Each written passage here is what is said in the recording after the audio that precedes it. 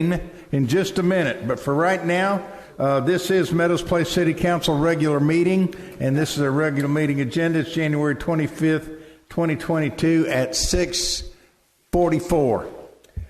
We are running late because of the P&Z meeting ahead of this.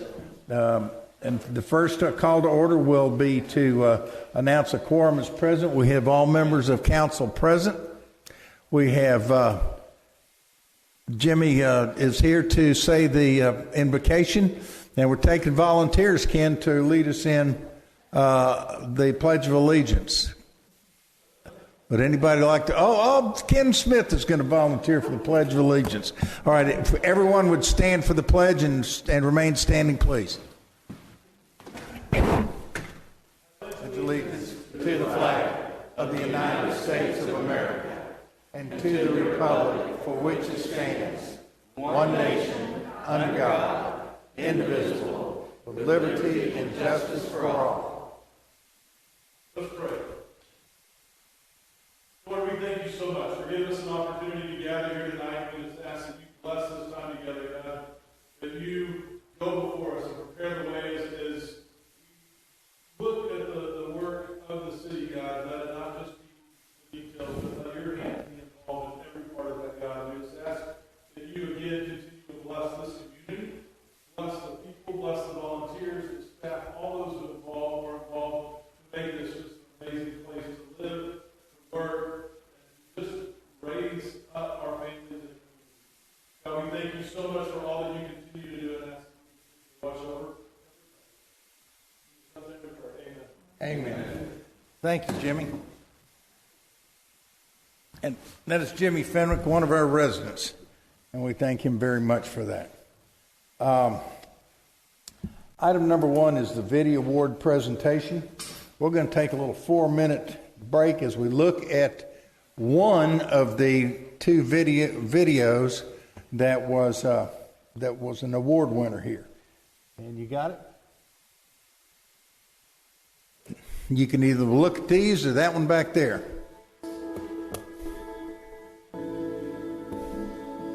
Josh. This house over 1972. My parents lived here, and I lived here, and now it's lived here since he's 4th generation. Went to elementary school here from kindergarten through 5th grade. Walked to school across Kirkwood. The elementary school is the heart of our city. The mayor called and told everybody that the school was being threatened with closure. They had a special meeting, and we filled up the courtroom up there. I think everybody was just frantic, and we didn't know what we were going to do. Came home and made a Facebook page and just started inviting everybody in the neighborhood that I knew of, and it started blowing up from there. People started realizing, hey, this is a big deal. We started seeing the plans from Meadows Elementary slowly change and go in the direction that we were wanting to. Teachers needed a facelift. They needed the modern day teaching tools. They needed to be able to give the students in the Meadows community that opportunity to be, engaged with those types of things. It's very outdated in the sense of modern technology and things like that. We're here to celebrate saving Meadows Elementary.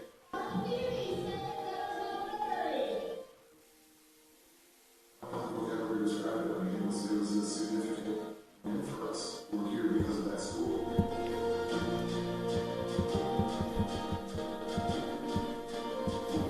That was cool.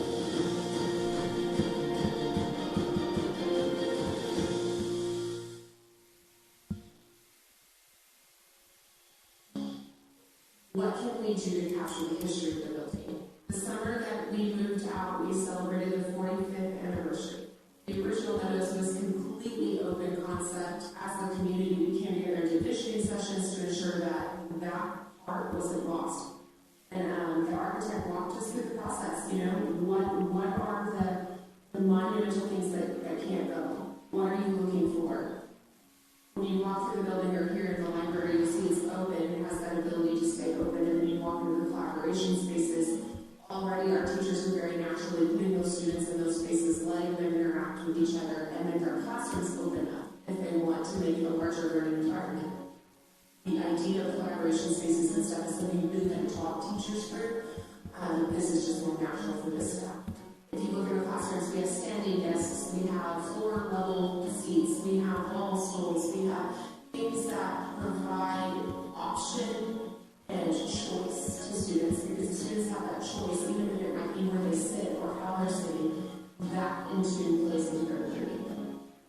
I do think the district and the community were able to come into agreement about what the hopes and dreams were for the campus, and then what is required, right, of new buildings and things like that. So absolutely, I think everyone had a stake in ensuring that this building was exactly what the community was hoping and dreaming for, but also meeting the standards of 21st century learning that we're constructing for. The school means everything to the community, and it being in the center, literally the 1 square mile, is the heartbeat.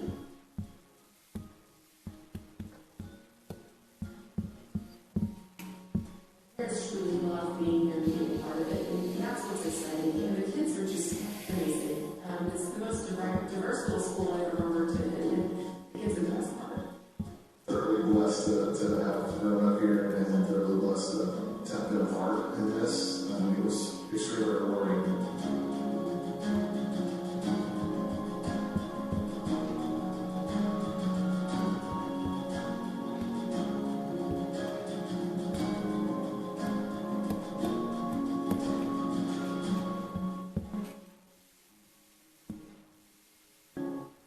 All right, where's Shirley Isabel?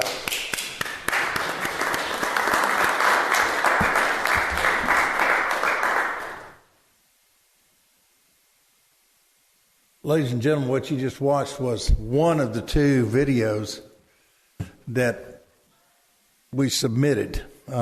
Josh, how long did you film on that one? About a year and a half? And we also have one for the Roundabouts, which was an award-winning video. And the Roundabouts themselves won Best Video of the Year in 2021. I mean, right? On 2021. And then we asked Josh what he was going to do with these and just put them on the shelf. And he said, no, I think it's great. I want to show it off. And he submitted to the Video Awards. And it was another award winner. And what we got was, and there's 2,500 people submitted this year, or the year that Josh Merritt of Merritt, whatever your name is, Merritt, Media. I'm used to the old name still, sorry. Merritt Media submitted these, and they both won an award. And they have different categories, but they had people enter from all over the world. There were people from Dubai, from the Arab Emirates, from faraway places like Illinois and things like that. But they all submitted with high expectation. I think Josh and I were nervous about even getting our names in the paper. And we got word that they came back and we had 1 gold and 1 platinum. And the fact that we've never entered anything like that, I never even knew we could. And I was being interviewed on Channel 2 the other day, and the videographer from Channel 2 came out. Thank you, Cameron. And asked, what are those? And I said, oh, those are Video Awards. He went, Vidi? And I went, yes, the videographer, and he finished my sentence, Videographer of the Year Awards. He said, well, what are those for? And I told him, he said, man, that is impressive. And you got 2? Because he had already heard that we're only 1 square mile. So we can't have too much going on. But I'm here tonight to welcome Josh Merritt. I'm going to hand his Video Awards to him. And Josh, what I'd like to do is ask you to come over there and give us anything that you have to say while I bring those up and over to you. And let's give him a big round of applause as he goes up there.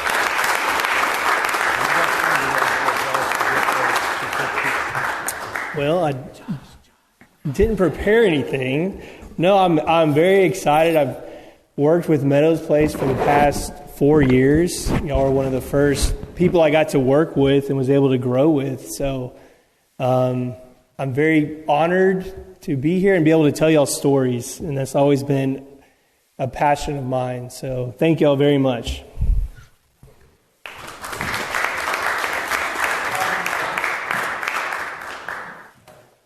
This one is the gold award for the City of Place Stadium that is open.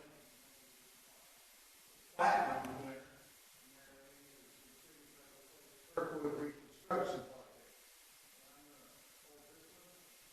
Come over, Jackie. Thank you very much.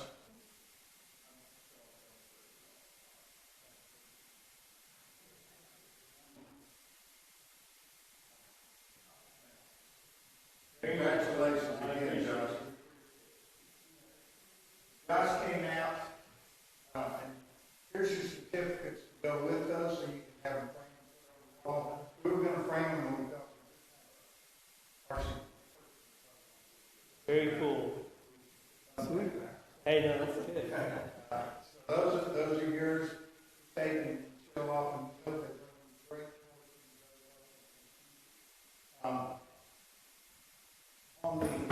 Particularly on the Kirkwood project, they start something that's supposed to be started on Thursday, they started on Tuesday, or wait till next Monday and say, hey, just started, Josh. And he jump in the car and come over here, stand out there and dodge traffic, and run and run up and down. It was Public Works, police, Josh put in all the effort. Really came out here and did a great job. Go through, view, edit out. I learned one thing. Editing. Thank you very much. Congratulations, Fair Media, on your video awards on place projects. Thanks. Thank y'all very much.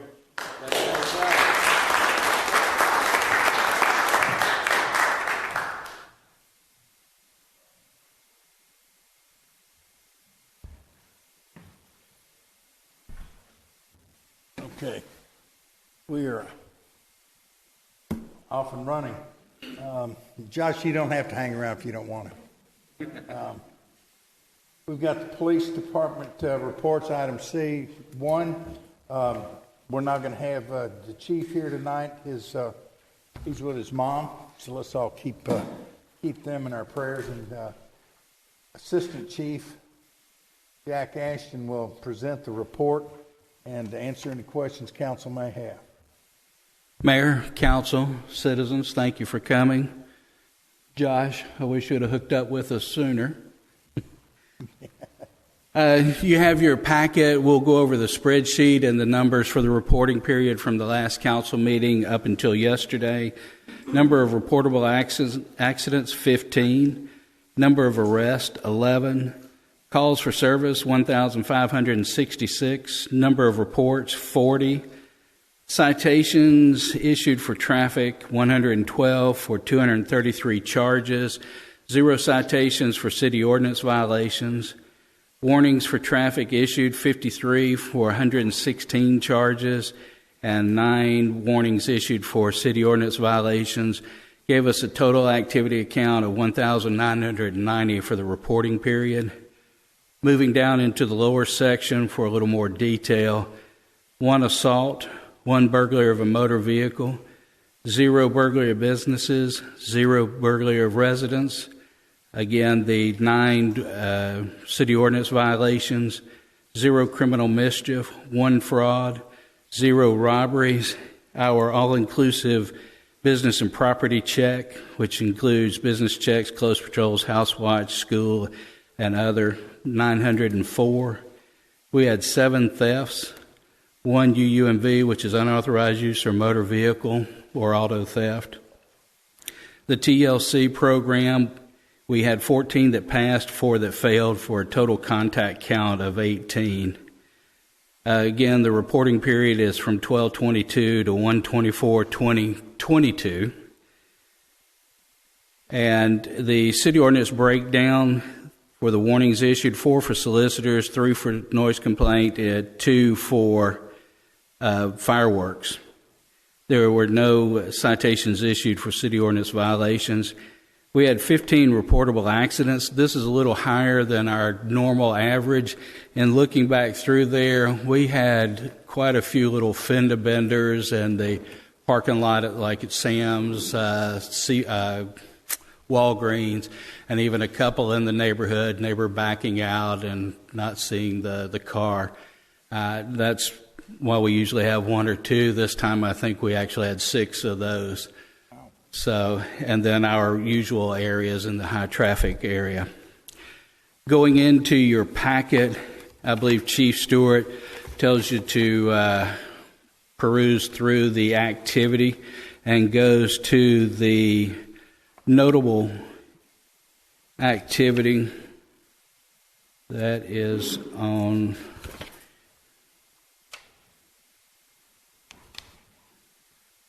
page 4.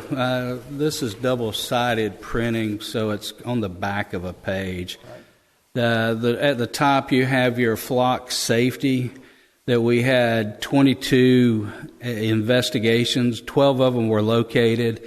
10 of them were unable to locate.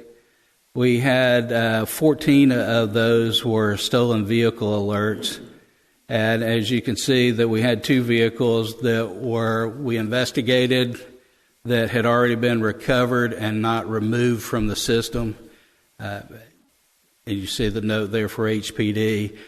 We did make 4 arrests for stolen vehicles. We had 1 sex offender investigation, 1 missing person, 1 warrant or a protection order. And then again, there's a note there that 5 of them were no action because they either had the wrong plate, wrong information, or had failed to be removed from the system. But again, the flock system, we've had more stolen car arrests in 1 month than we would have in a year. And we're seeing this more and more, and now with the addition of our 4 cameras that are operational, and soon 3 more. I have a comment a little later about the status of those. So the flock system is turning out to be a worthwhile tool for us, but also for our neighbors. I was on the phone just yesterday with Stafford, that they got 4 flock cameras put up in the grid, and they wanted to make sure that we had access to them as well as them having access to ours. But the detectives probably get a call or email every day from our neighbors asking about either access to the cameras or if we have seen a particular vehicle. It is unbelievable how it's working. Moving on down to your arrest section, we have an 11 arrests, 0 of which were juveniles. Just touching on those, DWI arrest, Officer Foster initiating a traffic stop of a vehicle that drove over the curb, 11311 West Airport, which is there about where Wallace Bank is. We have the next one down, tampering with a government document. Officer Barra initiated a traffic stop for defective equipment. Evidently, they tried to make their own driver's license or had used part of someone else's. Yeah, you can't do that. Criminal trespass, we had previously issued a criminal trespass warning to a dissatisfied customer not to return to Denny's, and they wanted to make sure that we were serious, and so he was arrested for the criminal trespass violation. Public intoxication, again, Sergeant Koenig observed someone wandering in the roadway, checks to make sure they're okay, determines that they are intoxicated and a threat to themselves or others, and we provided them with transportation to Fort Bend County Jail. Officer Manasm Foster initiating a traffic stop for another car that drove over the curb at West Airport, closer to Murphy's than Wallace Bank. The investigation, they were arrested for DWI. The next one you see is the flock hit, which was a stolen car, but they also had outstanding warrants. And as we have seen many times, that our frequent flyers, as we often refer to them, that they have more than just one thing. In this case, they had the stolen car to go with their outstanding warrants. Next one down, warrant from another jurisdiction, Officer Rodriguez making a traffic stop for expired registration, and they have outstanding warrants.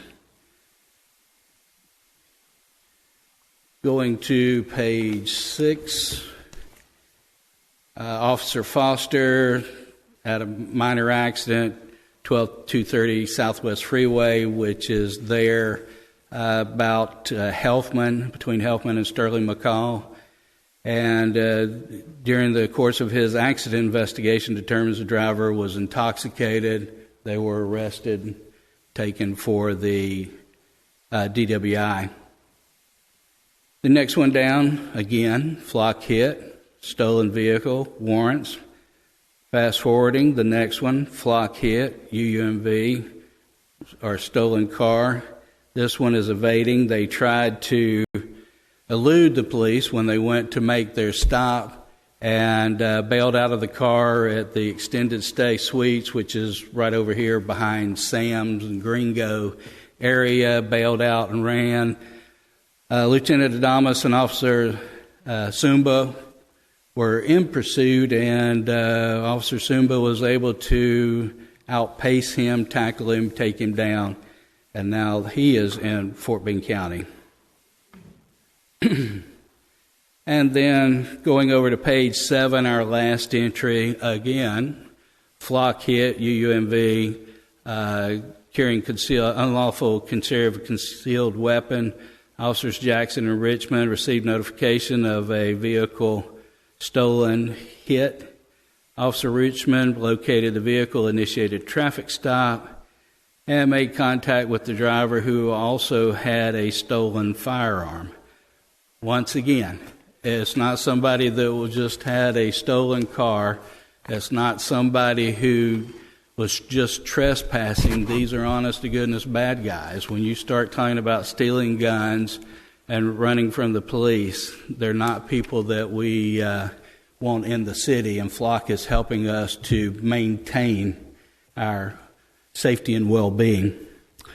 Now, stepping down from the soapbox, we have a note down here that I believe it was last weekend, New Year's Day, that Officer Manna, while going northbound on the feeder road to turn around at Willcrest and come back in to the city along Chuck E. Cheese, James Coney Island area, was flagged down about a shooting that happened there at the 59 Hookah Lounge that used to be Mangola's Italian restaurant, for those that have been around a while. And so Officer Manna observes the scene to determine what's going on, sees that it's safe to move forward, calling for backup. Officer Foster. They have 2 victims that have been shot in about the upper torso chest area. There's a nurse who is on the scene that is administering CPR. We assisted in administering CPR. We also applied tourniquets and chest seals. Unfortunately, the female passed away. The male, I've not heard his condition. But the fact that our officers were in position and to attempt to render aid while others were there observing, including HPD. That unfortunately their officers, a lot of them aren't trained in the emergency trauma response that our guys are. Lieutenant Denton. I'm sorry, would you repeat that?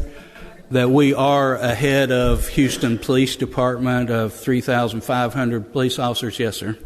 Thank you. That, I just want to make sure I heard that right. Yes, sir. Our guys are trained, and Lieutenant Denton is currently taking the Tactical Combat Medic training this week so that he will be able to teach the emergency care course, and we can do it in-house rather than having to go outside. Not that we have a problem with that, as Mayor and some of the council know, that we've had a couple of very good instructors to work with and want to maintain that, but we also like to be able to take care of our own. So he will complete that on Wednesday. And then on the last page, that Chief Stewart wanted to condense his COVID policy procedure down, and I might have taken it a little too far, but I condensed it to Meadows Place continues to follow the guidelines and policies set forth for COVID. That our next line, COVID hit the PD pretty hard during the holidays. That we currently have 2 officers that are out, but we have been through the entire police department from about Christmas Eve till now, that every single one of us has tested positive, some having symptoms, some not, but have been quarantined and have tried to minimize the quarantine as much as CDC would allow to keep our guys in play. But we were able to, through extended shifts and multiple shifts, to maintain our coverage, even as having as many as 5 officers out at one time. Georgia Watson is our second full-time dispatcher in my career since 1994. We are, there's no way to express how great that is. As you can tell, I'm stuttering and stammering a bit more. We're just so excited as to what that's going to do. And as the lieutenant could tell you, and I'm sure the officers, because we have hired 2 Cracker Jacks, with Lee Mayan coming on, replacing Madonna, and then Georgia will start on the 31st, which I believe is Monday. And we're continuing to use our park times to extend the coverage during the week, and the chief is working on, the 30-hour person plan too. But we now have scheduled dispatch coverage that exceeds twice of what we have ever had. So thank you, Mayor and Council. Outstanding. Live scan, we've been preaching about this. I want to stop right there just Yes, a second. It can't be overstated how hard the chief has worked to get people in here, to find qualified people, to find people that would fit and work here. And it's been very difficult, and he's been working on this project to get to where we are now, probably 4 or 4.5 years. At least, sir. I mean, with some diligence. So this isn't just something that we can do. We are limited in what we have to offer, but we also have some benefits that others don't, that people want to come here and take advantage of. So the chief has maximized all of those. And so I just I'm sorry he's not here. Jack, please pass it on. That, yes, sir. We really appreciate his efforts to get us here. Yes, sir. And just to add a bit more to that, he was able to entice 2 17, 18-year veterans to come here. Exactly what you said about what we have to offer. They were both excited to come and did not hesitate a bit to leave where they were. Live scan, Sergeant Brownlee was following up with Harris County. We're still at their mercy, but we have moved from number 4 to number 2 in the training list. So keep praying that we're going to get there. Flock cameras, that we currently have 8 that are operational. We are working with Kate Rusk, our rep, in the 3 additional cameras. If we're able to hold to our timeline, we should have them in service in about 4 weeks. That's up. Thank you not only the PD for putting together such a very good demonstration of the importance of Flock and how we can use it. But, ladies and gentlemen, this council has stepped up and said, we believe that this is, now that we've seen them working, and we don't really feel like it's Big Brother catching all of us doing everything, and we got a better understanding technologically This council stepped up and said, no, we want 30 more. And here is where we want them. I think the chief had laid out a perimeter that would do it, but we'd held off because those we hadn't gotten them by grants. I was fighting for one more, and Kurt was wanting that same one. So I said, well, okay, I think we can get it done. And council said, well, what about these other two?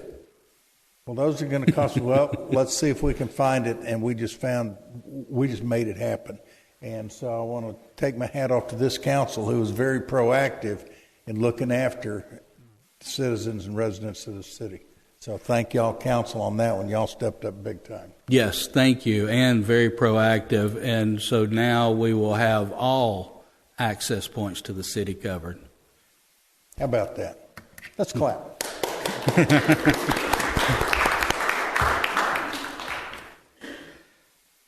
The next bullet point is turned into a little more of a challenge than we imagined, which is our ATV. I'm sure the chief has shared a bit of the frustration that we thought we had it's grant funded and had a sufficient amount of money. But as we're finding out and going to the different ATV dealerships and trying to put a package together that matches the police rescue vehicle, the cost is just over where we are. That he wanted me to tell you that we have actually been to 5 of the Polaris dealerships around Houston. We have 2 more to go to that over the phone they're threatening to give us a better deal, but they're a little bit outside of the Houston Metroplex, which is fine if we can get what we need at the right price. The next bullet point is our FEMA freeze mitigation. Council, I want to point out, excuse me, Jack, Sure. I didn't mean to interrupt. Look at the bottom line of this passage right here. Should the option fail on getting these in these last 2 places, then they're going to go ahead and talk to the chief today. Yes, sir. And he's going to go ahead and order from Polaris, and there's about a 240, 250-day wait. But most of these places are looking at half of that to modify what they got to get it ready. So why pay more than wait half the time instead of just getting what we want? So Yes, sir. I think that's the right decision. And thank you, Mayor. I overlooked the last point. Anna Maria, with my support, has been battling FEMA. Next month will be a year to try and recoup money from the February freeze.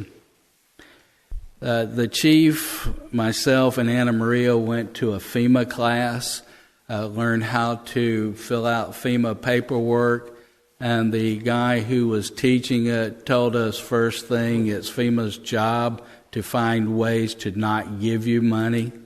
That's the truth. It is.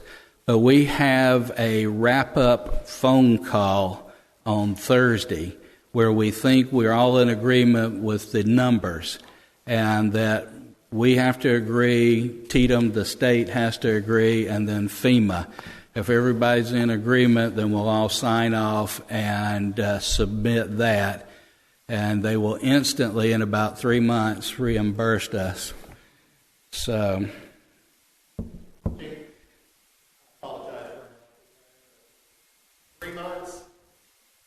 we're optimistic. I just spoke to my former employer that I quit working for in 2010. We're still waiting on Rita reimbursement. So Yes. I hope you're a lot quicker than we are. We're trying to remain positive. Let's see. Moving on, we did have one PPO to resign, Jesse Hernandez, that decided that Meadows Place wasn't the best fit for him.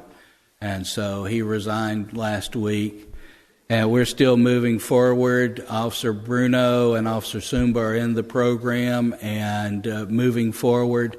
So we're very optimistic with that. But that also leaves us with 2 open positions that we're working to fill. Even the guys are out looking and trying to recruit as well.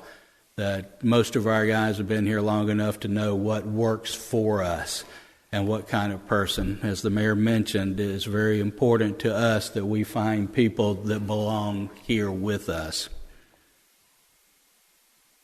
And then the last note is, because the chief and I were just discussing this, we're in a new training cycle, and that we are trying to stay ahead of the curve because there are many new mandates coming out, and we know that there's going to be a lot of extra unfunded training that's going to be coming down, but for us to try and stay ahead of it as best as we can and spread it out over the next 2 years. Sir? Well, I think a lot of it's going to be coming down from the Capitol Hill. But yes, sir. We've got some stuff. Yes, sir. Yes, sir.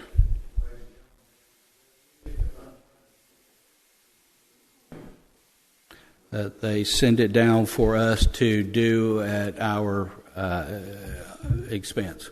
Yes. And with that, that concludes the report.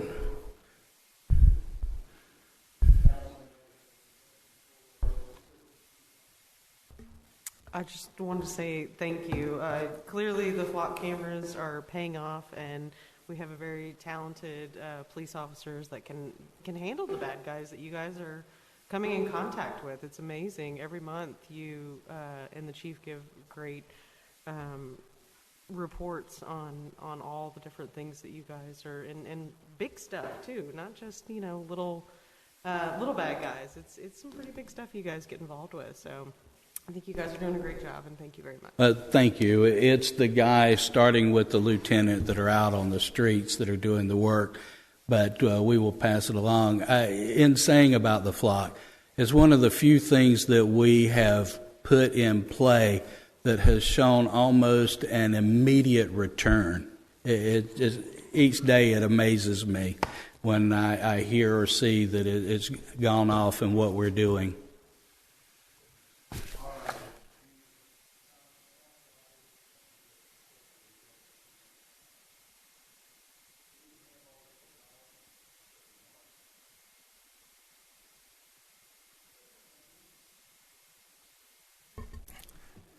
We can have all the technology that we want, but it comes down to people.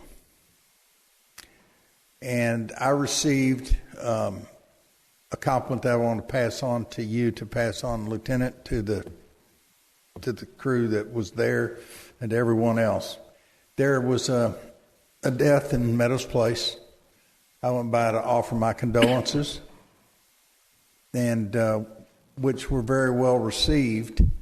However, what was also expressed was the real gratification and satisfaction that they had, knowing that the Meadows Place Police Department had been there first. They were there through all of the fire EMS, all the hubbub and all that, and stayed until everything was cleared. Made sure that they didn't need any more assistance in the house.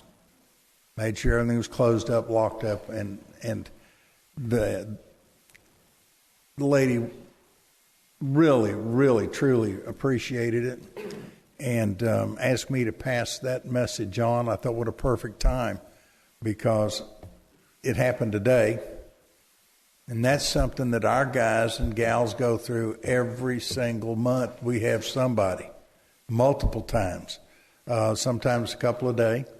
Hopefully not very often, but every time they're trained and they know to stay, and that is the true essence and soul of community policing. And I do not believe anybody does it any better than the City of Meadows Place Police Department. So if you would pass that on, Jack. Yes, sir. Thank you. Yeah. All right. With that, let's go, Public Works.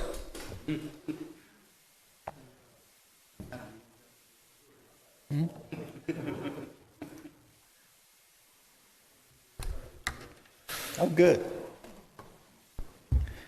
Evening, Mayor and Council, residents. This is the first quarterly report of fiscal year 21-22 for Public Works. Quite a lot of information, but if you have any questions, you can either hold them to the end or ask them as we move along. One of the first things we did in fiscal year 2022 21-22 was we went out to bid for the concrete work for the sidewalks and the street panel replacements. So far, on page 2 here, we have sidewalk repair replacement program. I released phase 1 December the 14th, and there were approximately 35 locations with 5,802 square feet of sidewalk scheduled for replacement. He has just about finished that, and the amount that we spent there was $50,420. Normally we spend about $70,000, so I will set up another program, or another phase 2 of the program a little further down the road. People are calling in, and I'm adding to the list as we go. The mayor likes the list. I want a list. Yes. Street repairs and the road funding fee. So far, in this fiscal year 21-22, I've completed 2 sections, 11826 Scottsdale and 11826 Meadowdale. First one was $28,000 approximately, and the second one was $23,000. We spend about, with the funding that's available, is usually about $185,000 a year, and so I'm off to a good start. I'm 25% off on the way there. I'd like to point out also that Rod works with Anna Maria to make sure that we've got a road funding balance in case we have an emergency.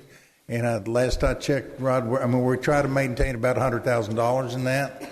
And I think we have 102, so you're doing a really good job of that. Yeah, I checked today. We're up to about 115. Oh, we got the money in. Okay. And I will wait for another month before I hit it again. But I'm going to release one sidewalk panel through my regular street repair program.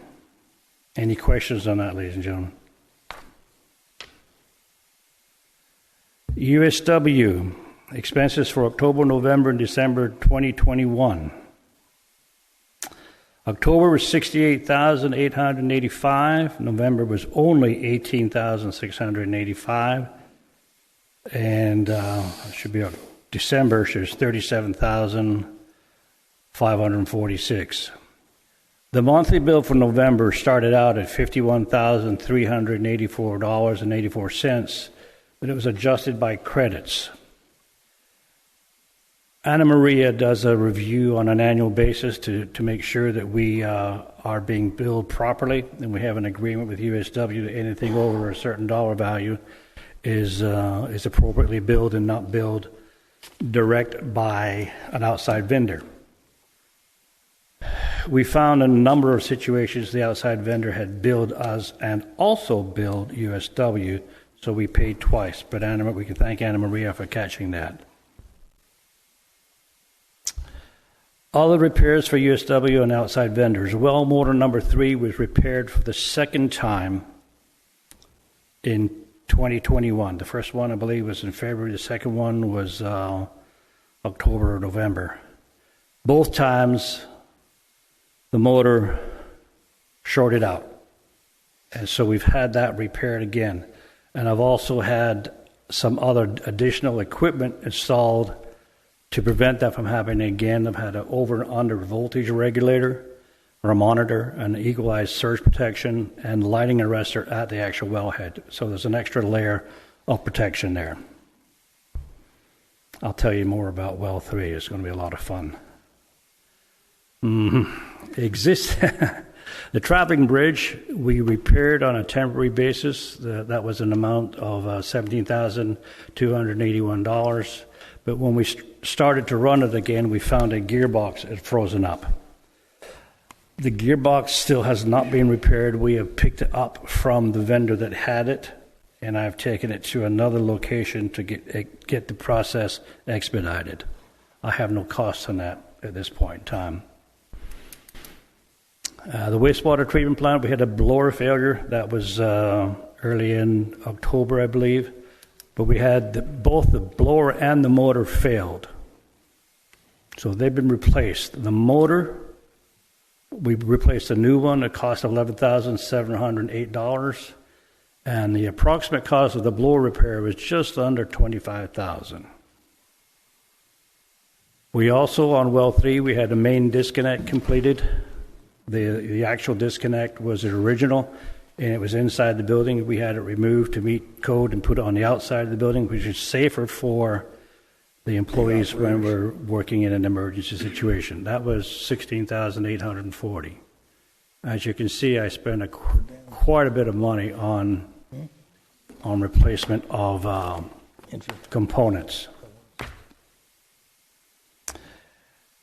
Water well performance testing.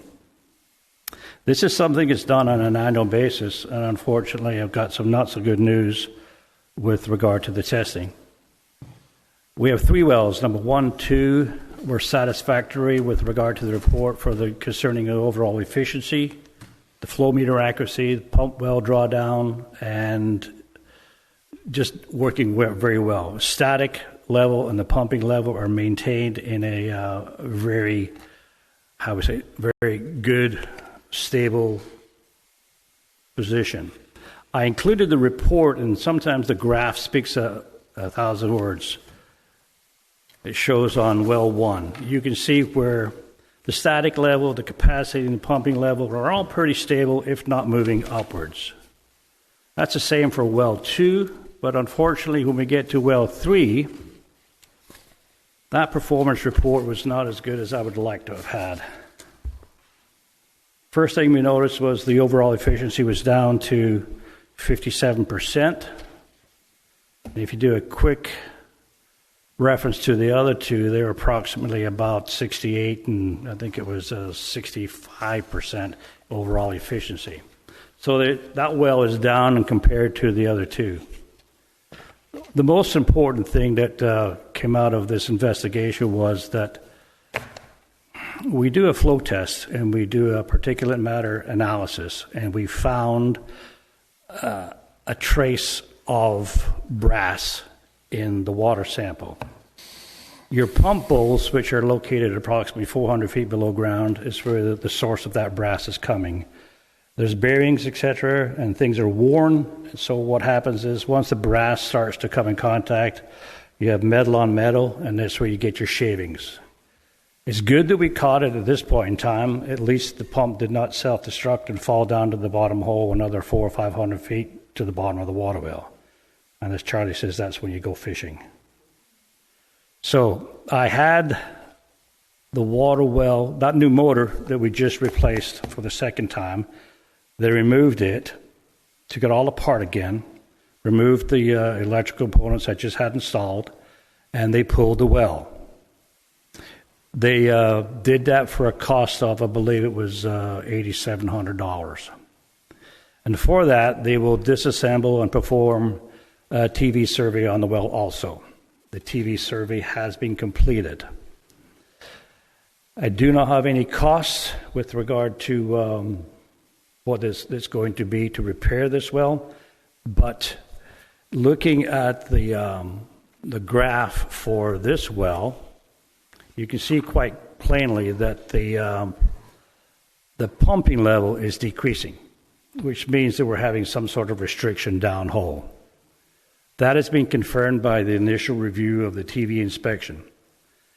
The screens that we pull the water out of the aquifer, the water passes through that, they're pretty much scaled over, and so that's where your restriction is happening. The good news is the screens appear to be intact. So I would anticipate next week that we'll get an estimate to repair this, which would include a pump rebuild with the bowls and new brass, etc. Reinstallation. They will clean the screens with an acid wash, brush them, superchlorinate it, and pump it out again. They will again do another TV survey once the scaling is gone to see if there's any repairs that are needed downhole in the screen. There's an item on the agenda later, and it's basically asking for an authorization to proceed with repairs. These repairs will be more than the required threshold of $25,000. How much? I'm hoping less than $100,000. You haven't been into this water well for plus 10 years. And if you remember in the CIP, I put out $100,000 for 3 wells 10 years out. Well, number 3 is right here today. We're still in a reactive mode. We're not in a proactive. position at this point in time. So once this well is repaired, we'll put it on the CIP 10 years out to have it reviewed again. But these kind of, this is a picture's worth 1,000 words. You can actually see what's going on, just very plainly. The report should come in early next week. And I'll work with Nick to get that approved. Again, I don't see any major issues other than the fact that we may have to replace the thrust bearing on the top. Something caused the pump bowls to slip. Worn bearings, whatever it was, we're going to have to go find it. So that'll happen next week. And there's an agenda item further down in the agenda to ask seeking approval for the repairs. Any questions on that good news? No, sir? Don't seem to be. Okay. We move on. That's why we've got the reserves. You got it. That's right. But The last- Rod, I want to say, and I think council will recognize it, that we're moving.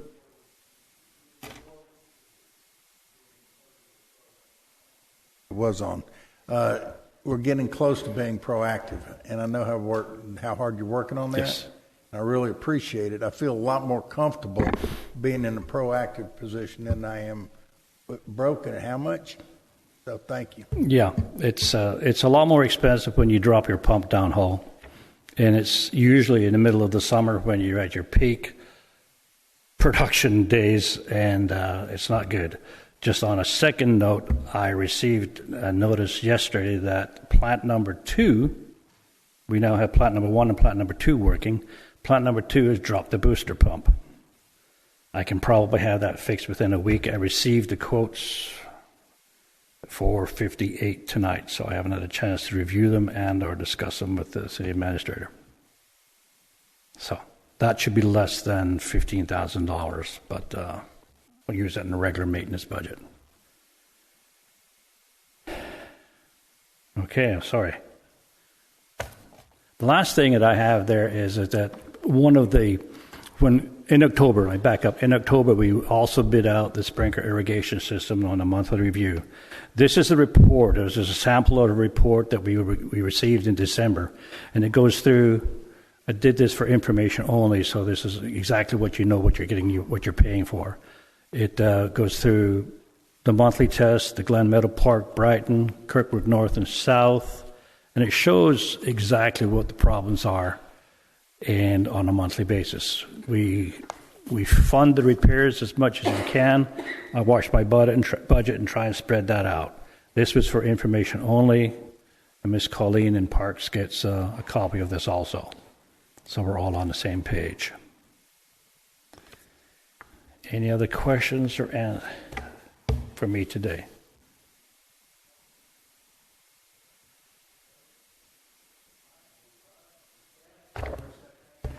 Oh, pardon me, I just remembered. I missed a page. I missed the whole page. I sure did, didn't you, Rod? Other items that we had completed during this 3-month period.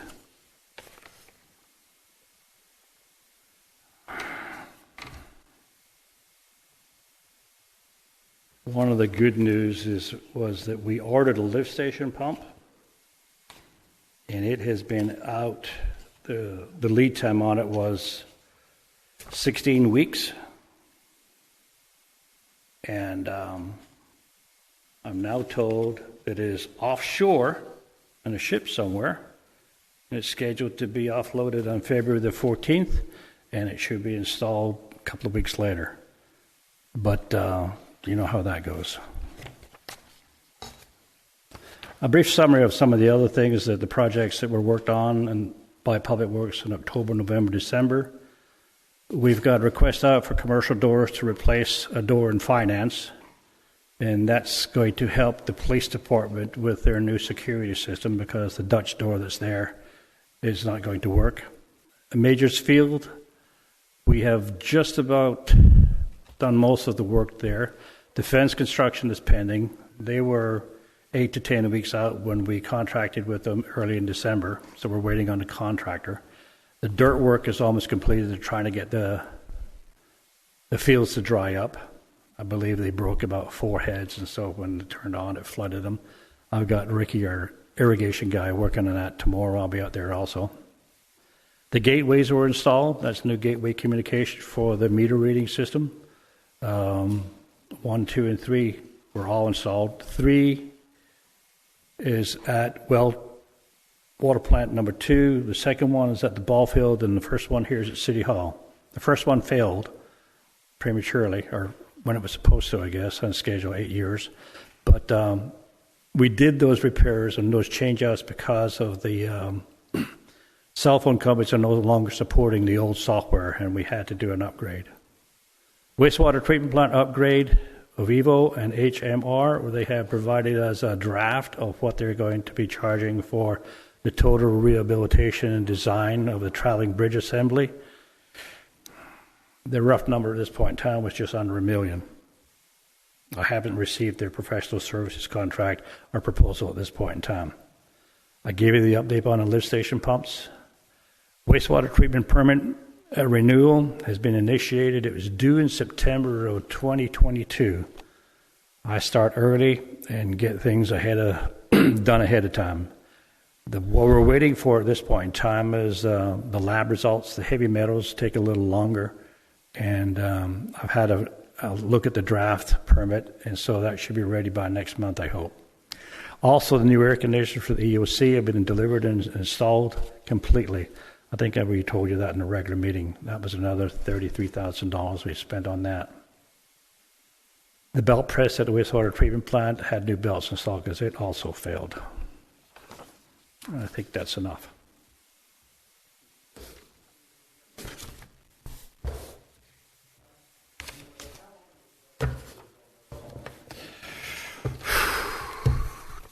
$15 years.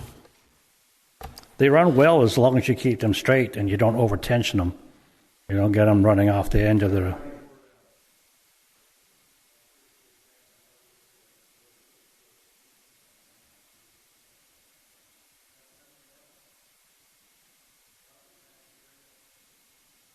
Thank you very much. Appreciate it. I'm afraid of a hot mic situation, so I keep turning it off. All right. Item number 4 is fire report. We've been very active, both in the city with a total of 49 fire and EMS incidents in the city. 18 were for medical assist EMS crew.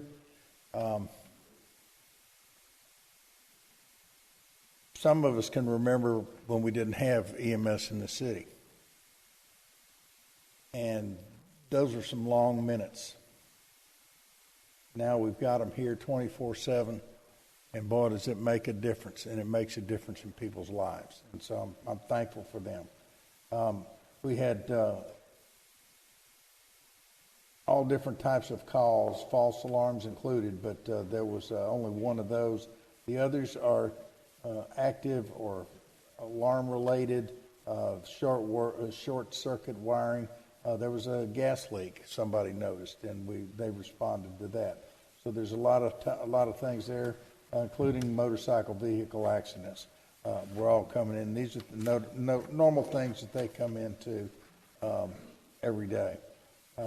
What I'd like to also say is we're working with the fire marshal and have completed everything over at the Starbucks, both on their emergency system and on the building. And Starbucks is open, and we finally made Courtney happy, so she can go on and get her Starbucks. I'm appreciative of everything that they do for us over there at the Stafford Volunteer Fire Department, and we've got members of their team working here in this city, so we've got a very good relationship with them. That's about it for me for the fire department report. We got a lot going on. Nick? No report tonight, Mayor. We got a long meeting ahead of us. Thank you very much. Moving on to item D, Mayor and Council comments. Well, I have really nice ones written up. I'm going to be brief too.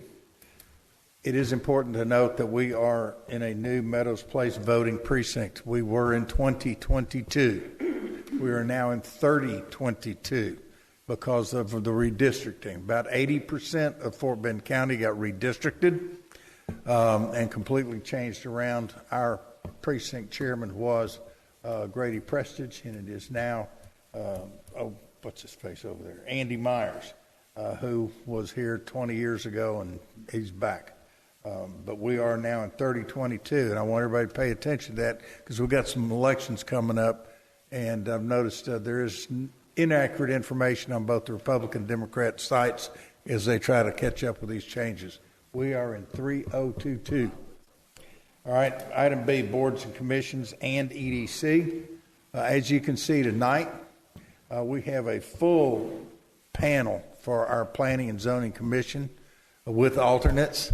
And we're thrilled about that. And I want to say a lot of these folks came to us after learning about serving the city through being on the Home Rule Charter Commission. And these folks are involved and engaged and know what the heck is going on in the city. We really appreciate it. We also have on our Board of Adjustment, we have a full panel there, and we've got alternates as well. And that's important because if we have to call a meeting and sometimes it's sudden and we don't have enough people to attend to vote, can't raise a quorum, it delays things. And oftentimes that's delaying people in Meadows Place or businesses trying to get in Meadows Place. And so we've solved that problem, at least I believe we have. Our Economic Development Corporation is full, and we have people trying to get on to become advisory council members on our EDC. So we're working very, very well. Bob Graff's done a great job in that as president. So I want to say everybody's been really proud of that in our boards and commissions. And I'm just, it's the best position we've been in since I've been here. And I want to thank everybody, including Sean, for not running anybody off. So thank you very much. Item number 2 is council comments. Dorrance. Oh, you got A and B. So for the Dorrance Lane reconstruction project, we actually met a few weeks ago, moved some money around, and authorized our engineer to start working on getting it ready for bid. That will be the section from Kirkwood to Oxford Lane. No, it's Oxford Glen. Taking the first bite of the apple of our interior street replacements.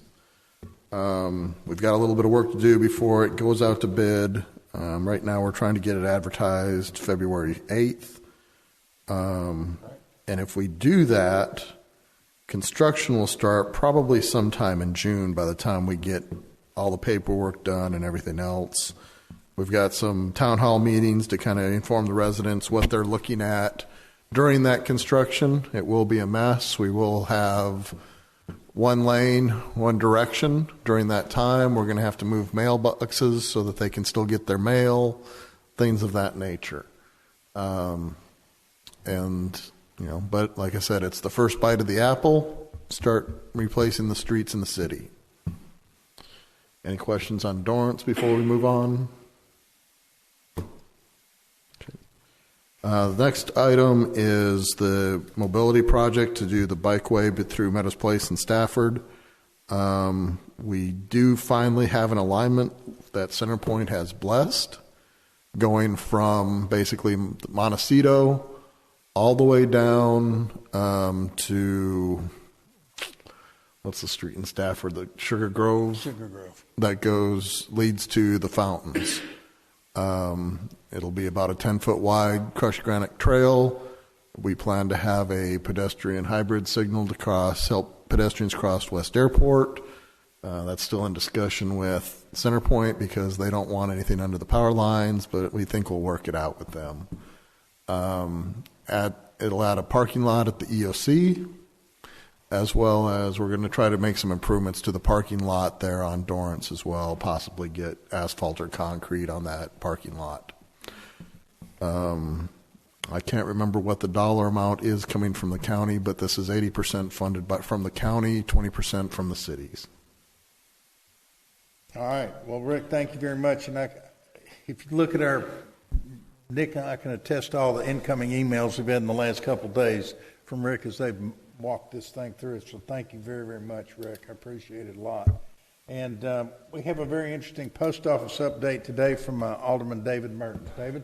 Yeah, I heard back from Troy Nell's office, and our contact at the post office had been out with COVID, different times, different returns. Move this thing a little bit closer, David. Yeah, I think they had people from the Congressman's office out with COVID. They also had people with the post office off. But the update is the permit has been started processing. We don't have a installation date, but I should hear something soon on that date.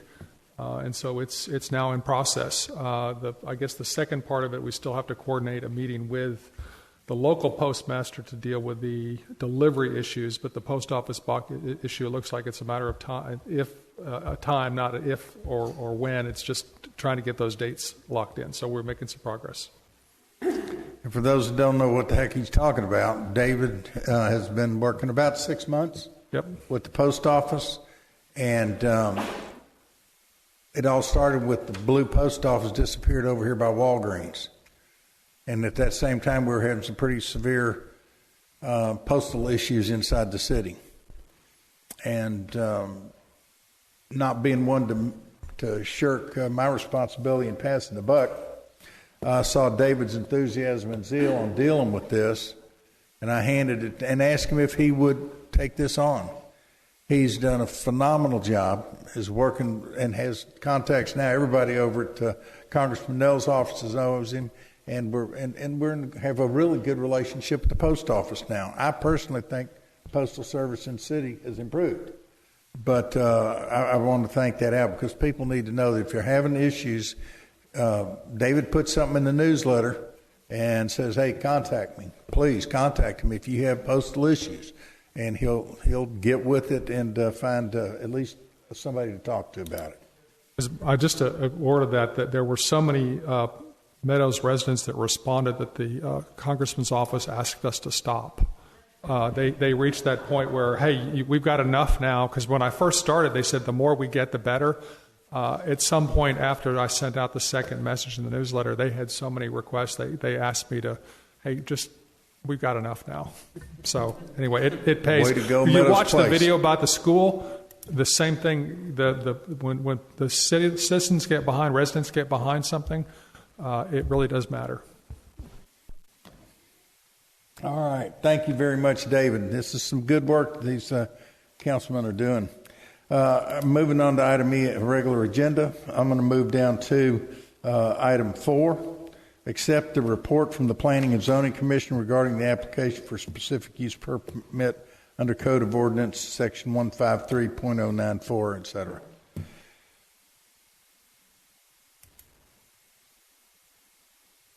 Right. Do I need to announce myself? I don't know. Sean Ulrey, I guess chair of the Planning and Zoning Commission. So we had 6 people out of 7 present, which is actually for us is a pretty good number. Definitely had a very good discussion. In the end, I guess we'll jump to that, and then I would like to touch on a few things. It was a split vote. It was 4-2, but it was to deny the SUP, was what we decided as a group. The discussion actually echoed a lot of what we heard from the public in the beginning. I think that the tone when we went in was very much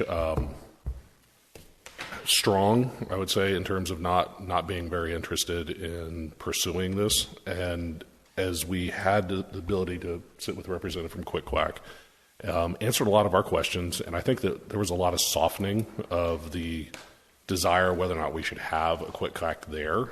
In the end, it still was to deny it, but I think the things that jumped out that I was impressed with personally, the tax issue.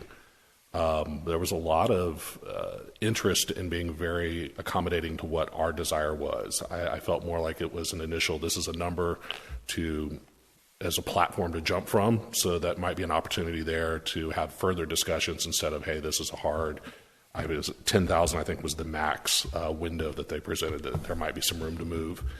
The environmental issues came up a few times in the room, but I know it came up a lot when we were out here. And I think that they put a lot of thought, my personal feelings, and he had a lot of good answers for in the environmental side. I'm not sure that was as big of a concern at the end as it was in the beginning when we sat down with him. Aesthetics, I think, was another big jump there was a lot of pushback in terms of the presentation pictures that were provided with the yellows and the whites and their general accepted aesthetics of the building. The very first thing his reaction was, hey, we can change that. Our interest is the business, not necessarily that it has to be yellow. So what do we need to do to kind of meet you to where it'd be something to be acceptable for a neighborhood? I think there was definitely a feeling of they want to create a partnership with the city, and I think there's a lot of genuineness in that. But again, in the end, the discussion as we came back around, and my vote included in that, was to deny it. Okay, so you are now presenting a report to City Council to deny the SUP. Yes, sir. All right, Sean, thank you very much. Planning and Zoning Commission, thank you very much. Thank you for being here. Thank you for deliberating. We really appreciate it, and I hope that y'all understand the process, that we do take in all the information. We want to be as just and fair, but in the end run, y'all have a say-so to recommend to council, and we appreciate it. Thank you very much. You can hang around and you can go home. I'm going to go ahead and take care of item number 5, and then we'll move back up to 1. Item number 5 is discussion and consideration regarding ordinance 2022-06 regarding the application for a specific use permit under Code of Ordinance 153, Section 153.094, B2D3, allowing for a Quick Quack car wash located at 11720 West Airport, Meadows Place, Texas. Council, we've received the recommendation from the Planning and Zoning Commission, and I am asking for a motion to either accept or deny the request for a special use permit. I'll move to deny the request. Motion to deny by Rick. Second by David. Any further discussion out of council? I would like to thank Joseph for coming. I thought you did a great job presenting. I think you answered a lot of the public's concerns. And I personally, after what you have presented, I think that you would be a great addition to the community. Maybe not in that location, but I really think that you guys could be a great addition. For me, it's the residents that live right there, and I think they made it very strong point of how they feel. So, I agree, but I just wanted to say thank you because I think you did a really great job, and I think you could be a great addition to our community, just maybe not in that position. But thank you for coming. All right. And I'll echo that. To me, this is nothing against you and your company. It's just what businesses do we want for our city? And with being we are so small, we really have to be selective to get what our desire is. Thanks again for coming out. Truly appreciate it. Great company. Think there might be a better spot here in the city for it. Maybe. Is that it for discussion? Okay. We have a motion and a second to deny the request. All in favor? Any opposed? Hearing none, that motion carries unanimously. Josh, thank you very much. I was enjoyed and impressed meeting you the first time. You represent your company very, very well. I've been in and around salespeople all my life, and you rank right up there. So very good. Congratulations on that. All right, council, thank you very much. This was a gut wrencher, and I'm glad Planning and Zoning had to be here to join us and share with us. Moving up to item 1. Discussion and consideration of ordinance 2022-05, ordering a general election to be held on Saturday, May 7th, for the purpose of electing city officials for the city of Meadows Place to mayor, alderman 1, alderman 2, and alderman place 3, providing for early voting and providing for notice of said election, authorizing the mayor or designee to enter into a joint election agreement with Fort Bend County to conduct the general municipal election I lost my place. On behalf of the city of Meadows Place, designating the places and manner of holding the election, providing for the posting and publication of the notice, providing for a runoff election if required, providing a savings clause, providing an open meetings clause, and providing an effective date. So moved. Motion by Rick. Second by Kelly. All in favor? Aye. All opposed? Motion carries unanimously. The mayor wasn't so long-winded, we'd have gotten that done sooner. I missed that. Item 2, discussion consideration resolution 22-01, authorizing the mayor to execute an agreement with Cypress Creek Mosquito Control, Inc. for mosquito control spraying in the city. If we want to spray for mosquitoes with them, I need a motion to approve. So moved. Motion by Kurt, second by David. Any discussion? I have a question. Is this a new company, or is this the same Same one. I noticed that it said once. I thought we did it twice. This contract will be for once, and then if we need to, like we did this year, we just adjust it up. And so do we usually do that just in the busy months, basically in the summertime? Kind of, we just have the second one? I mean, if we have a really dry summer, we may not need to. Okay. And is it similar? Because I don't know if it was just COVID before, where they guaranteed us twice a week, but we didn't know exactly which days. Is that normal, or was that just kind of? We did know what days. It was Tuesdays and Thursdays. Okay. I thought at one but point. they will not guarantee that in case they have to stay and spray over somewhere else. Okay. That's all the questions I have. And what I really want everybody to do, council, is to get your neighbors to get their mosquitoes out in that street when they come by. Okay. We had a motion and we had a second. Any further discussion? All in favor? Aye. Any opposed? Motion carries unanimously. I didn't look at this. Who we got going in there? Yeah. This is on the P&Z, isn't it? Discussion of consideration of 2022-02, appointing one member to the Meadows Place Planning and Zoning Commission for a term commencing immediately and ending December 31st, 2023. The member we're talking about is Stuart Berriman, who was number one alternate. We had a member that had to leave and get off the Planning and Zoning Commission. And so we moved the number one alternate up, and he will become a permanent member if council so chooses. So do I have a motion to approve Stuart Berriman? Motion. Motion by Tia. Second by Kelly. All right, ladies, any discussion? All in favor? Motion carries unanimously. Sorry. I need to scratch this one off. Excuse me. Moving down to item 6. Discussion and consideration of emergency repairs to water well 3. And if everybody will turn back and look, this thing's going to be a biggie. It's going to be about $75,000, $75,905 from unrestricted fund balance to cover all these replacements that Rod talked about us earlier. Do I have a motion and to pull money out of the fund balance to cover the $79,000 or $75,905? No, you're moving too fast. I think you're looking at item 7. I am looking at item 7. So on this item, thank you. It's okay. So on this item, we know that the emergency repair is going to be over $25,000. Oh, that's as you know, we have an ordinance that does not allow me to sign an invoice over $25,000. So basically, what we need you guys to do is authorize us to make this repair. We're going to come back at a future meeting, and if we have to, we'll ratify. It's all on this thing. Yeah, there you go. That's what I at a was future reading. meeting, if we bust the budget, we'll come back with a budget amendment. But this is we're trying to get ahead of an expense that we don't want to have to wait for your approval on. All right.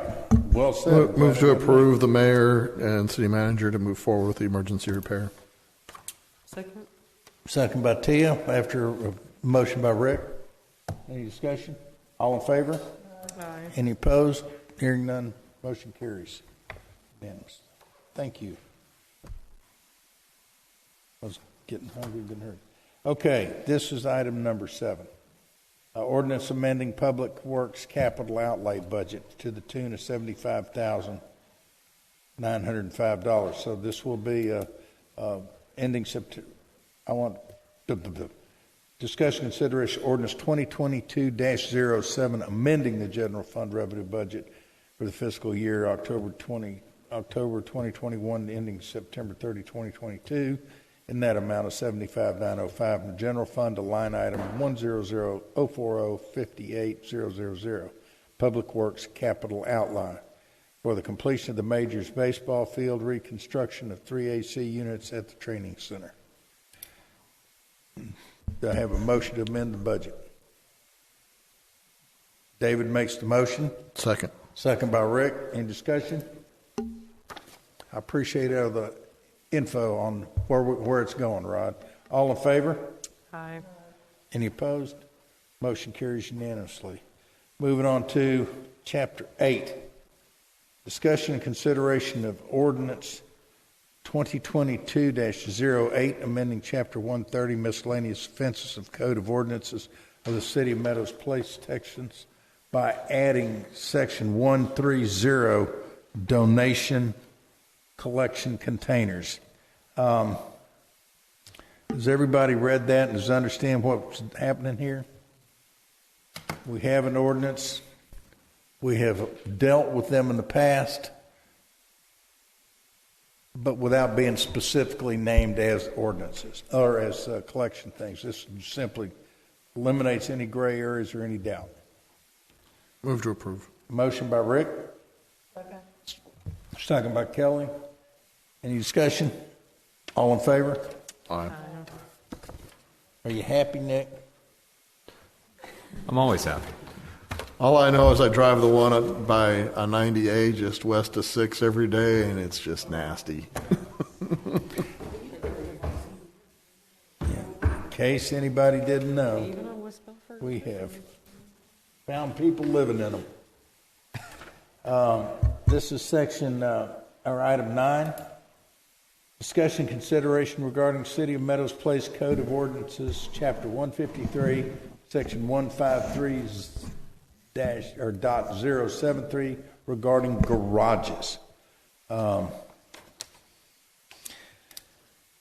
This is going to be something that, Council, we're going to need to hash around and talk about, and there's some very pertinent conversation that needs to take place. Nick, I'm going to ask you to talk about a little bit about what we've got here as far as and what we're changing. So we did have a request from 2 different council members to have this item on the agenda. So right now in your zoning ordinance, Chapter 153, if you look in the backup in the packet, you're going to see a couple of different sections in 153. It defines garages, and it also tells you that in a residential district, a garage has to be, is required on a residential lot. So a garage is defined as an attached or unattached structure that's designed to be used in the storage of at least 2 automobiles. So what that means is that right now in town, if you have a garage, it has to meet that definition. If it doesn't, then code enforcement is going to go out and go ahead and cite this and tell you that you have to go ahead and come into compliance with 153. So, for example, if somebody wants to demolish their garage, they'd be out of compliance with the ordinance. If somebody wants to convert their garage into a bedroom or a game room, they would be out of compliance with the ordinance. And so this is really an opportunity for you as a council to look at this ordinance, review it, see if it still makes sense for the town, see if it still is a good fit for what we want to do. And we always stand ready to modify if necessary, and if not, we can keep it as is. But this is also just to inform you that at this time, the city is enforcing this ordinance, and so should someone want to get rid of their garage, we'd have to take action and tell them they're out of compliance with the ordinance. So that's why we're here. I have one question that's come up, and the reason I wanted you to read that because you've got a good handle on it. But as I looked at this thing, and I do apologize, I got knocked sideways today, Council, and I didn't get as prepared as I would like to have to come in here. But a couple of things that popped up.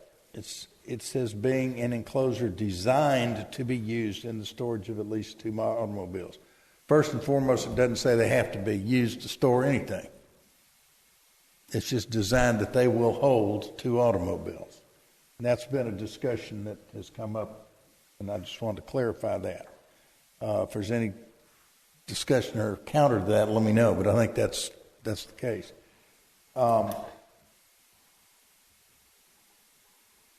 When that design, if it will hold 2 automobiles, it can be done to help do other things. Are we saying, just to clarify my position, my thought, is if somebody goes in and modifies that to hold people, for instance, instead of cars. So if you took the garage door off, you sheetrocked it, and you turned it into a bedroom, it would technically be out of compliance with the code. So we're talking about 2 issues here then, if I'm reading this right. And council, I'm waiting to hear your input, but I want to make sure we're talking about 2 issues. One is converting one, which would take it out of compliance, or removing one, which would take it out of compliance. The third option is, let's say someone does a tear down and they want to build a new house. Does that new house have to have a 2-car garage? Do you guys care? At this point, it does. So there's 3 issues. Correct. Okay, unless somebody comes up with some good stuff, we're going to leave it alone. So better. Well, I do want to, for members that have been on council for a while, has this come up before? Where has this discussion gone? What is the history on this? I don't remember this ever coming up before. I've always heard you have to have a garage. Mm-hmm. This is really the first time I've heard you can't convert it for temporary use. If you converted it to a game room for your kids, if you converted it for a mother-in-law suite, there would be nothing to prevent a new buyer from coming in and knocking that stuff out and making it a garage again. If you remove the garage, I think that's going to start affecting resale values and stuff like that. That'd be more of a question for Kurt. But like I said, this is really the first time I've heard that converting a garage is a problem, because I actually looked at doing that 3 years ago, maybe 4. And staff at that time didn't bring this up because I sent in a request, number one, is it allowed within code? And I sent that both to the the permits group and the fire marshal, because my original thought was to convert half my garage and leave 1 space available. Fire marshal said you couldn't do that for safety reasons. I could have argued with him, because what's the difference between a detached garage and walling up half a garage and making sure that it's, ventilated enough and you're not going to get carbon monoxide poisoning. Ultimately, my mother moved down here for 3 months, lived in the house, and then decided shit was too hot in Texas and moved back north. So I didn't have to finish converting my garage. But I don't know. I'd like to hear thoughts from others as well. I will say that where I've had to deal with it to you, I know this sounds a little bit strange, but it been the practice of this city that if you can drive by and it looks like a garage, it's a garage. Now, you may have 2x4s studded and insulated just inside those garage doors, but if it looks like a garage, no harm, no foul. Now, that's been what's taking place. So the fear of not having the garage is possibly bringing down property values. Is that the perception? Is that a perception? I thought it might be. I've put a lot of thought into this, and part of the reason why I wanted to discuss it tonight, there are a few homes that are in violation of this. A couple of them had garages that were falling apart, dilapidated, etc., and they ended up tearing them down because they didn't have the money to build a new garage. Garages right now, they're expensive. I mean, you're looking at $30,000 plus. If you get it engineered with grade beams, etc., you're closer to $45,000. It is expensive for a garage. For a garage, yes, sir. Thank you, lumber and rebar and things of the sort. In 2008, I had mine rebuilt and my entire driveway redone for $30,000. So, you know, that. So what, 9 to 11 was driveway, right? Probably about 9,000 of it was driveway because I've got a long driveway. My garages sit on the back property line. But my garage, it's oversized because I put a 10 by 28 workshop in the back. I've got windows in it, so it's not so dark in there. So, I mean, it's not a standard garage. So, but yeah, I can tell with Kurt, prices are way up on construction. And I don't know that they're ever going to go down to where they were just because now these guys know they can get the price. And, I think you're right. and they're going to pocket whatever extra they can. And I can't blame them. That's what a businessman does. So my thoughts on it, a home did recently sell that didn't have a garage, and it sold for maybe $5,000 less than what a comparable home was selling for. The difference was very small. I've been by the home several times. It doesn't look like they're building a garage. It's not affecting, you know, the ability of the folks to live there.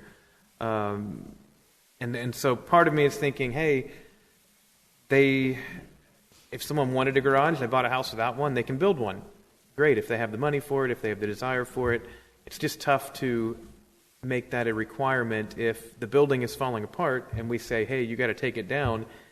Okay, so you spend a few grand taking it down. Oh, now you got to build a new one, you know, come up with $30,000 to $40,000. When I don't think this is going to be a big issue, a widespread issue. I think a lot of folks in Meadows have already rebuilt new garages, have torn theirs down, rebuilt it. I know several more that want to do that. So I don't think it's necessarily an issue that we're going to have everyone tearing down their garage and not rebuilding. People want a garage. It's Texas. We need a place for our stuff. We don't put our cars in it, but we put our stuff in it. So I'm more leaning on the side of, you know what, if I don't think a garage should be a requirement for an existing home. And I don't know if we can make a differentiation in the ordinance or not, but any new home that gets built, I think it should have one. I know that's kind of a double standard there, but that'd be my stance on it. When you go try to find a new home that's not in the country, that doesn't have a garage, that doesn't stand out in a weird way. I mean, some homes will stand out for other reasons, but if there's no garage, that's really going to set a precedent that I'm a little more nervous of if and when there are multiple tear-down rebuilds and people start building houses without garages, which I don't think anyone would, but At this point, we don't.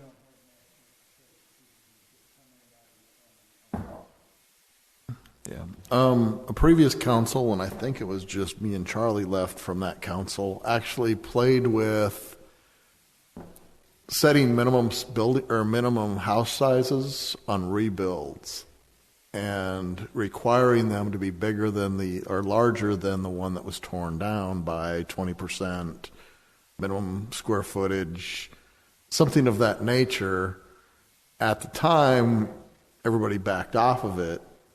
But that'd be the type of thing where, you know, if we could talk about minimum building size, garages, stuff like that, if we put a rebuild ordinance together. Now, legality-wise, I don't know. We'd have to talk with our attorney on that. But it is something that we looked at one point in the past, a long time ago. I thought that was an excellent idea then, and I think it is now, because it stops willy-nilly stuff from happening. And if you're going to be tearing down an existing structure and rebuilding it, we're saying, hey, we don't necessarily want you to put in a mega mansion, but we do want increased value into the city. I would disagree with the size one. There's some homes that are 2,800 square feet. Asking for 20% larger, you're going to get a lot of big homes. Yeah. Our minimum right now is 1,400, I believe. I know it is for R2. I think R1's the same, 1,400. I'd be fine raising that a little bit, but. Well, and obviously you've got the patio homes that are going to have to be treated a little bit differently. I think the fear was somebody comes in, tears down a 2,000, 2,200 square foot house, and then builds what they could afford. And, you go from a 2,200 square foot house to an 18 or something like that. So, like I said, one thought was it has to be at least as large as the original structure, and then there was another thought of requiring an increase. So you're okay with maybe leaning a little bit over, maybe 5 or 10%? I think we'd have to tier it based on the size of the lots and the size of the structures. And that might be worth a different discussion if we can try to nail down this particular garage one now. I concur. I would like to say, I think for new homes, I'm going to insist. What I don't want us to do is start building homes and then ending up with a bunch of tough sheds or steel buildings as storage places and having the city populated with a bunch of low-cost, easy way versus a garage. Now, we can let the homes that don't have it, I'm willing to be a little flexible there. I think if you're not going to have the garage standing, then you do have to take it down. I think to meet code, when it starts getting to that dilapidated state, you've got to spend the money to get rid of it or get it off or fix it. And I'm open to leaving it for a period of time if we need to, but I think people can convert a garage. That if it looks like the garage still, as long as they're not breaking it up and changing the siding, it still, to me, appears to be a garage. So I'm okay with that idea of multiple use of the garage. Obviously, you can look around Meadows and realize a lot of people don't park in their garages. So we're not going to win that battle. Nope. Reading the ordinance, that was what it was for: get the traffic parking off the streets or out of the driveways. If I can ask, Courtney, have we had any applications come through for people that wanted to convert their garages that we've denied? I believe so. Okay. Yeah. And that's part of the dilemma we've got is, do we deny those conversions when they come through the door? It really is an interpretation issue when you read it. When it says to be designed to be used in the storage of at least 2 automobiles, if they take it in and turn it into a bedroom with carpet, is it still designed to house 2 automobiles? That's the question. I do know BBG has denied it because of how it's written. Well, personally, our tagline is your place for life, and if the way to keep my home is to convert a room for a mother-in-law or for another reason, I think that's kind of what we want. We want people to stay. I can tell you, adding a bathroom and the electrical you need to make it a mother-in-law suite, when I looked at it, was about $45,000. Okay, just an extra room. Which is what we did. Yeah. We put the extra room in for that same reason. Your R1 and your R2 categories, the 2 main residential zoning categories, the minimum square footage for a house is 1,500 square feet. Remember, you have to have a 50-foot front yard setback, and it can't be larger than 70% of your lot area. So the structure itself. Yeah, in R1 and I believe in R2 as well. R2, we've got a couple houses that are 1,401 square feet. So I don't know how that got snuck in, but that's, yeah. So I think, do we take action tonight on any item, or is this just discussion? We don't have to. Okay. Essentially, since we don't have an ordinance drafted up, you guys would just give staff direction to bring an ordinance to the next meeting to say whatever you want. I don't know if this is necessarily a motion yet, but my proposal would be don't require garages at this point. For existing homes, no, that's no longer a requirement. I still think 99.9% of people are going to have them, or they're going to rebuild, etc. But don't require them, but require them for new builds. Does that address the issue of conversion? And if people want to convert them, that there is still a door on the outside, so it looks like a garage. Doesn't matter what they do on the inside. The house we tore down, there was someone living in the garage. The garage didn't open. It was all sealed up, but you didn't know it from the outside. So it looked normal. So I don't know if there's a way to draft that to where... I think you just did. get creative. I mean, legally draft that. Yeah, and you got to be careful about architectural standards too. I know it's kind of silly, but That was my concern. I don't know that we make a motion tonight. I think we say, let's bring it up, give staff the time to talk to the attorneys, talk with BBG, maybe get some information from other cities, and bring it back to us with more information before we start off on motions. I'm fine with that. I mean, the one thing I want to continue to consider is the house was just sold in Meadows Place that didn't have a garage. Guarantee you the seller had or the buyer had no idea that this was a requirement. Welcome to Meadows Place, spend $35,000 or we're going to fine you every day. But the realtor knew it. I don't know unless I wasn't involved in the transaction, so I'm clarify that. Yeah, it wasn't one of my clients or properties. Just devil's advocate on that. Isn't that the same as far as driveways go? When somebody buys a house and they don't know that they do have to. I mean, doesn't that kind of fall on that? That's a difficult thing.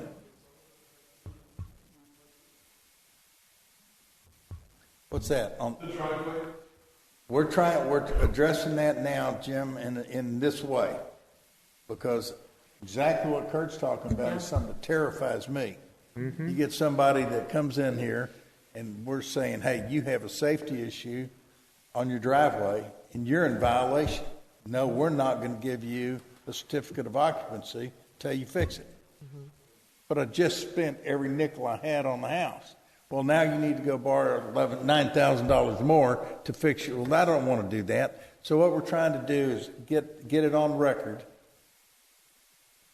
by writing a notice of violation and letting the homeowner know that they have more than 2 inches this way or that way, and putting it on record. And we've had that, and quite a few have gone ahead and say, well, I might as well do it now. And so they do. But that's also because they have that, hopefully that will be something that will be addressed with and by the realtor for anybody new buyers. So they can go say, well, gee, $395,000, we're going to put $11,000 into a driveway. I think we need to drop it down to $380, and then I'll take it. And that's if the seller discloses it to the realtor. If they sell it. Yeah.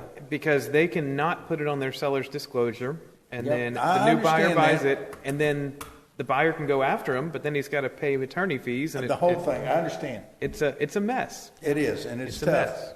But that's one of the ways we're trying to address it.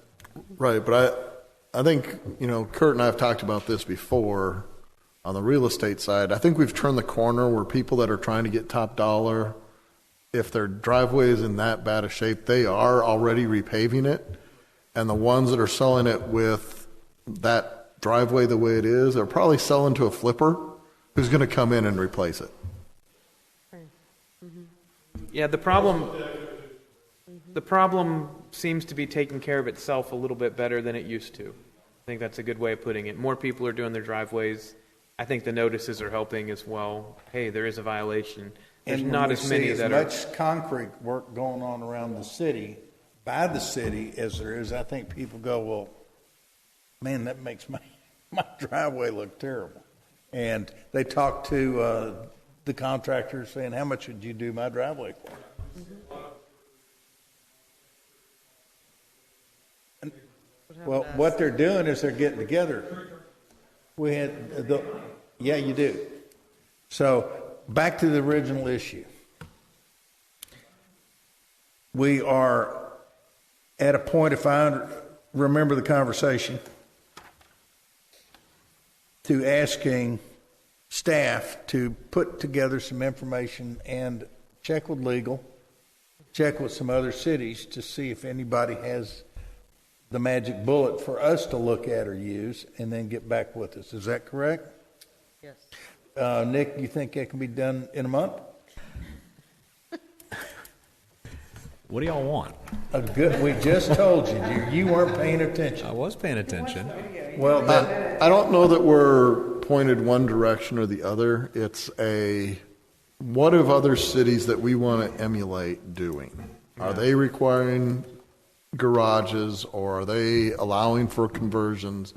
So what is Sugarland doing? What is Westview doing? What is Bel Air doing? If we're going to go after young professionals, then we're going to have to be meeting the standards that the young professional wants. But also be your place for life for those that can't afford to build a new garage. Right. And Well, I'm not saying we actually do anything, but let's get the information. And one thing I was just reminded of by a resident who sent me a text message showing, and I forgot, there's a house here in Section 1 that the garage is clearly converted into a game room. The doors are gone. It's been sheetrocked windows. So obviously they're in violation. That person bought that house, fixed it up, obviously didn't know about the violation. Right. So there's something else we'd have to address. I'll just start writing a $500 ticket every day until they fix it. I'm not going to. And those are issues that we deal with on a daily basis too, where somebody didn't try to skirt the law or abuse it or sidestep it and just got caught flat-footed in something that is not obvious. And I think we need to make it obvious. And I will say this, we're doing a better job, I believe, in advertising our requirements. The tree issues, for instance, more people are doing and getting proactive. So if there's something that we want to need to do, I just came up with one. I'm glad you're still here, Rod. Sugarland has a sign up that said Sugarland will be inspecting tree height over streets and rail sidewalks. Okay, They did that to mine, and yep, got a letter. But they're putting it out on the street, big sign. Rick, it was a big sign out on the street.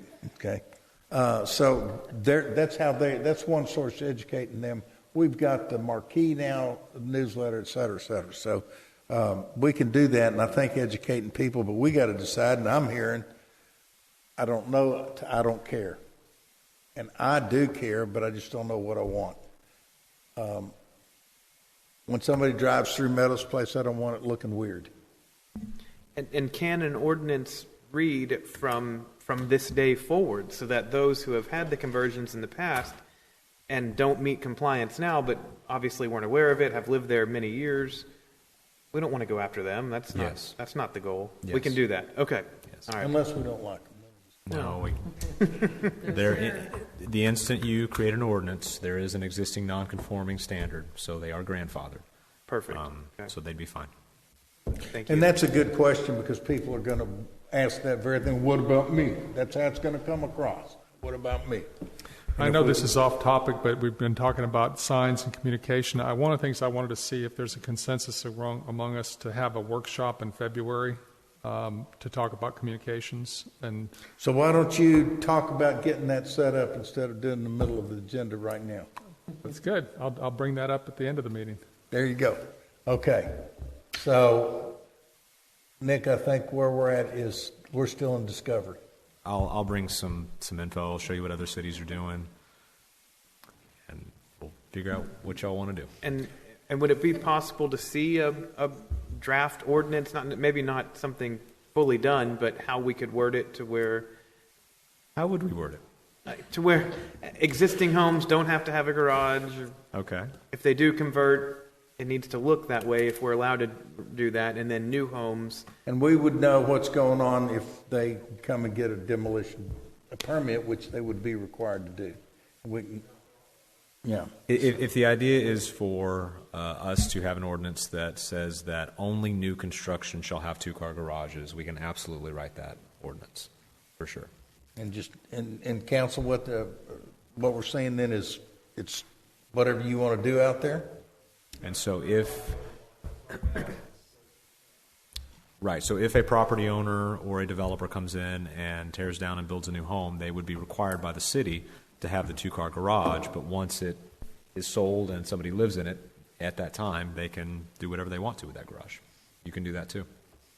What we can't do is we can't say you have to build your house in such a way that it looks like you have a garage, even though it may not be one, because that gets into the architectural standards, and the legislature took us away from being able to do that. So if you guys wanted to have an ordinance that just addressed new construction and took our hands off of existing homes, we could definitely do that.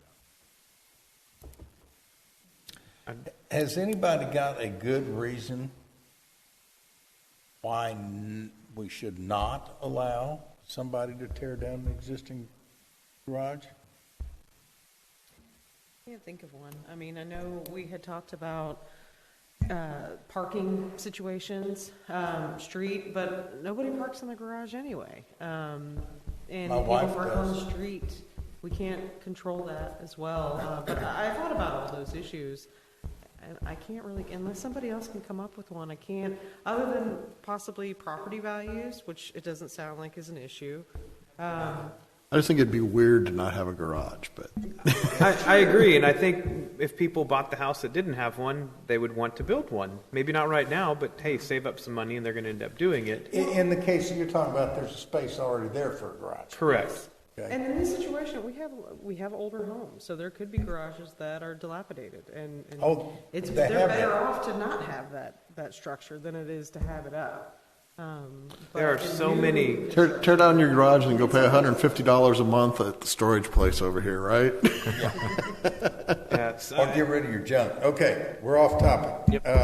So I'm going to call an end to this. We will meet in about a month with some ideas and just put this on the discussion. Kurtz wants to push it to try to have a draft ordinance to look at, We'll take a stab at it. which I think gives us a good basis to having a discussion. Okay? Good luck.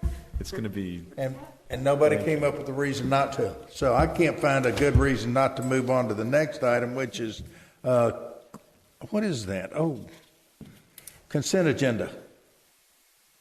We are at item F, consent agenda. Motion by Rick to approve. Second by Kelly. All in favor? All right. No one opposed that. It went unanimously. I want y'all to take notice on your quarterly reports and investment reports. So Anna Maria has worked very, very hard on them. Item G, audience comments for items not on the agenda. Would anybody like to come and address council?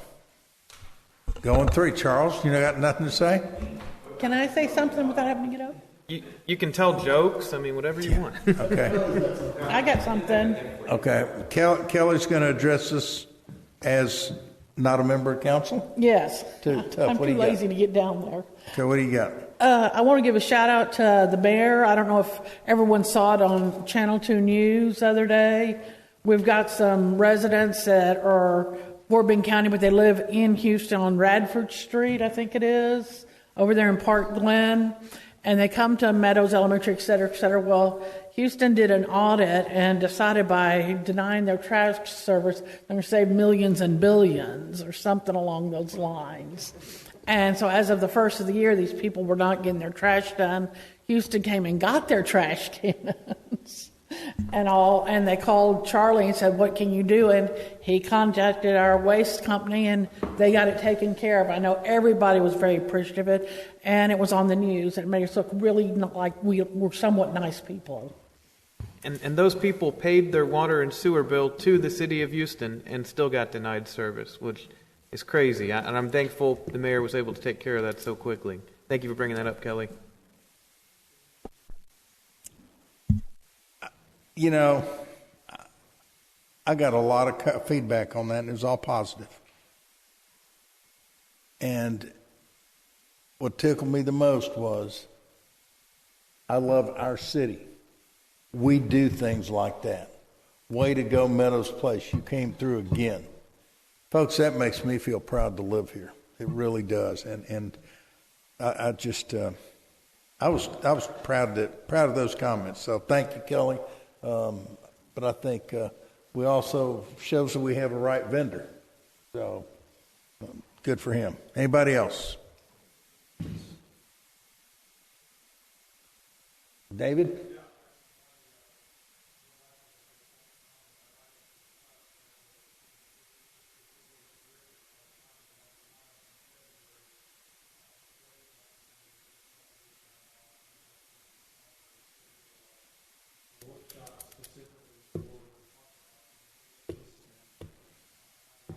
So communications workshop mid-February. Okay, why don't we'll put out the dates and times it this week and get it taken. We'll go from there. Anything else? Thank everybody for being here. Look at you guys, man. Y'all hang in. Y'all watch the end of the movie and the credits. All right, Rod, thank you very much. Appreciate you. And with that.